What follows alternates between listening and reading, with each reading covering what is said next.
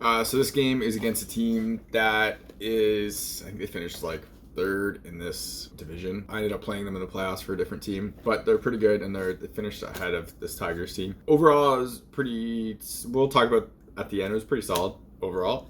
So we'll see how this one turns out. This is a pretty talented team. They usually get a lot of shots, usually have a massive bench. So yeah. So if you're buying hockey equipment and you want to support the channel, check out the links in the description. In the US, check out links to Pure Hockey. In Canada, check out the links to Hockey Supremacy. If you click those links and make a purchase, I get a kickback from the sale. So anything that comes back from that comes right back into the channel so I can make more content and doing like real reviews and stuff. I got buy gear to do a lot of the tests for it, so that costs money and it would be greatly appreciated. Otherwise, if you want to support the channel without buying anything, check out the links in the description to Patreon, buy me a coffee. Everything through there comes again back into the channel so I can make more content and doing real reviews.